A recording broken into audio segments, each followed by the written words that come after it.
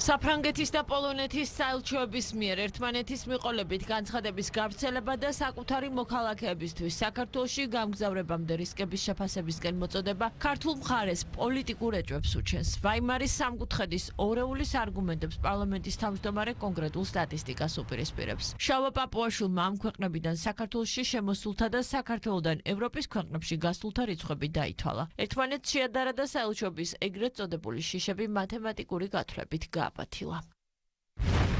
გუშინ ვაიმარის სამკუთხედის წევრმა პოლონეთის და საფრანგეთის საელჩოებმა გაავრცელეს გაფრთხილება საკუთარი მოქალაქეებისთვის, რომ 100-ჯერ დაფიქრდნენ და ისე ჩამოვიდნენ საქართველოში.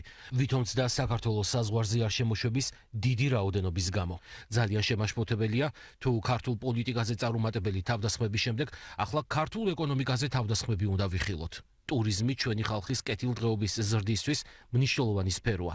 მასზე უსაფუძვლო თავდასხმა კი ქართველი ხალხის კეთილდღეობაზე და ჩვენს ეროვნულ ინტერესებზე თავდასხმაა. სინამდვილე, რა თქმა უნდა, აბსოლუტურად სხვა, ვიდრე ის აღქმა, რომლის შექმნასაც ამგვარი განცხადებებით ცდილობენ. საბედნიეროდ საზღვრის კვეთა არა აღქმების სფერო, არამედ სტატისტიკის და ფაქტების სამყაროა. სტატისტიკა კი ამ განცხადებების რეალობასთან აცდენას ამხელს და აჩვენებს, რომ საქმე სულ სხვა. პოლონეთი და საფრანგეთი, ისევე როგორც ჯამურად ევროკავშირი, უფრო მეტ ქართველს ეუბნება უარს საზღვრის კვეთაზე, ვიდრე პირიქით. 2024-25 წლებში საქართველოს საზღვრის კვეთაზე უარი უთხრა პოლონეთის სულ 9 მოქალაქეს, ხოლო პოლონეთმა საქართველოს 1250 მოქალაქეს. ანუ პოლონეთის მხრიდან იყო 140-ჯერ მეტი უარი საზღვრის კვეთაზე. 2024-25 წლებში საქართველოს საზღვრის კვეთაზე უარი უთხრა საფრანგეთის სულ 16 მოქალაქეს, ხოლო საფრანგეთმა საქართველოს 145 მოქალაქეს. ანუ საფრანგეთის მხრიდან იყო 9-ჯერ მეტი უარი საზღვრის კვეთაზე. 2024-25 წლებში საქართველოს საზღვრის კვეთაზე უარი უთხრა ევროკავშირის სულ 184 მოქალაქეს, ხოლო ევროკავშირის ქვეყნებმა საქართველოს 4825 მოქალაქეს.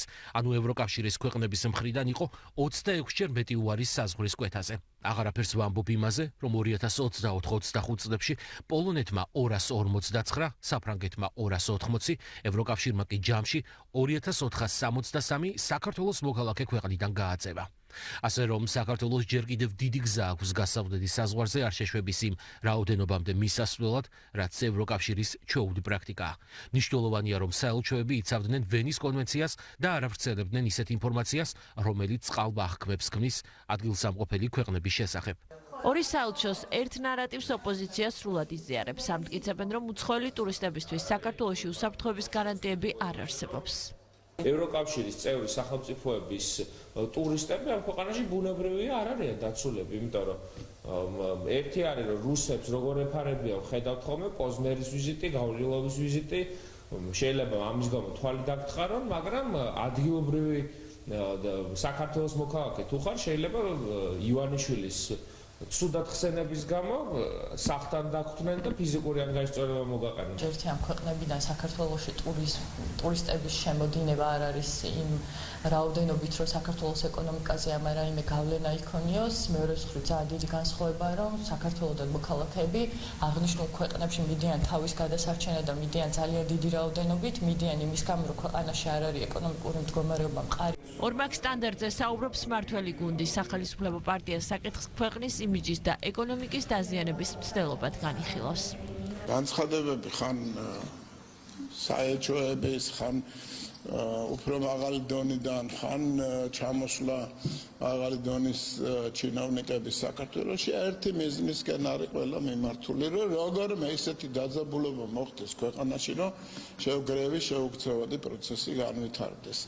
სხვას ვერ დაარქვე ვერაფერს. ისინი პირდაპირ ჩართულები არიან ჩვენი ქვეყნის გაშავებაში. არაერთი განცხადება, უსაფუძვლო განცხადება მოგვისმენია ჩვენ, როგორც პოლონეთის მხრიდან, ასევე საფრანგეთის მხრიდან და მგონია, რომ ისევ ამით მცდელობა აქვს, რომ საქართველოს რაღაცა წარმოაჩინონ თითქოს და რაღაც ნეგატიურ სახელმწიფო. ეს არის მავნებლობა და მიმართულია იმისკენ, რომ ეკონომიკური თვალსაზრისით გარკვეული პრობლემები შექმნა. ტურისტული მიმართულება ჩვენი ქვეყნისთვის ერთ-ერთი პრიორიტეტულია, წლიდან წლამდე ყოველთვის იზრდება ტურისტების რაოდენობა და ამ ტიპის განცხადებები, რომელიც ყველანაირ საფუძველს არის მოკლებული, მხოლოდ და მხოლოდ მიმართულია იმისკენ, რომ ხელი შეეუშალონ ამ მიმართულების გაზრდას.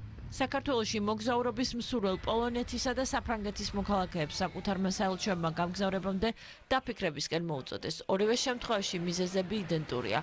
ქვეყანაში არ შეშვების რისკები, განსაკუთრებით იმ პირებისთვის, რომლებმაც შესაძლოა საპროტესტო აქციებში მიიღონ მონაწილეობა.